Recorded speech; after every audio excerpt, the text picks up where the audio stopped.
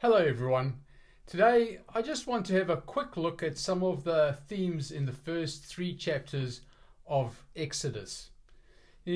Sometimes God chooses the least likely people in the least likely places to do the most powerful work. The story of Exodus isn't just about a nation being set free.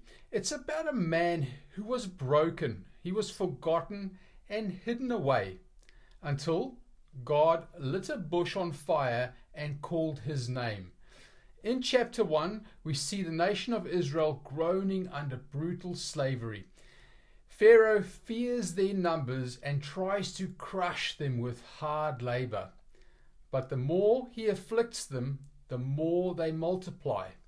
Now, that's not just history, that's a principle. The people of God often grow strongest under pressure. Psalm 119 verse 67 says, "Before I was afflicted, I went astray, but now I obey your word." Suffering separates and refines, and God never wastes it.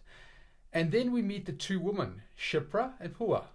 They are nobodies in the world's eyes, midwives under Pharaoh's thumb. But they fear God, not man, because they protect life.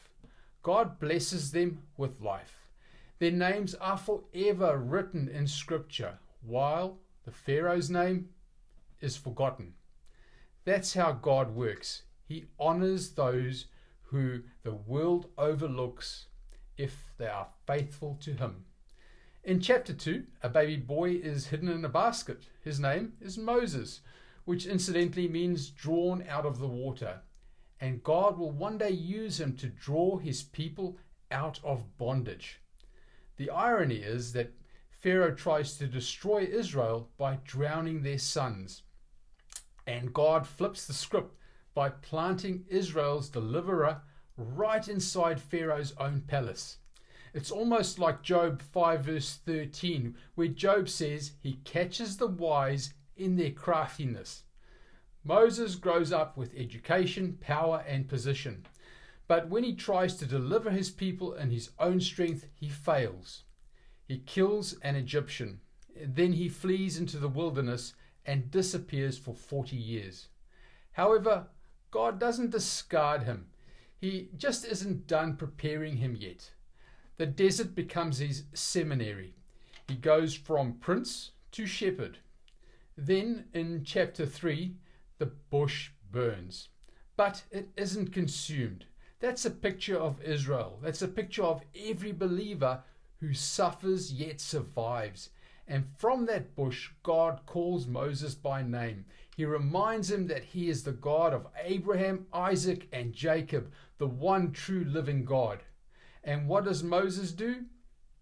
He hides his face in fear, because you don't stand in God's presence lightly. What we've seen so far in Exodus isn't just history, it's our story too.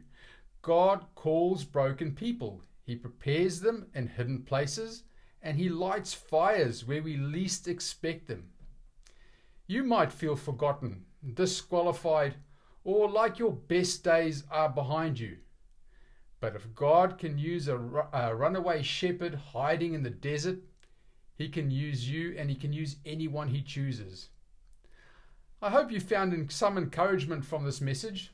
I'll see you next time for more on the book of Exodus. Until then, may God bless you, and thanks for watching.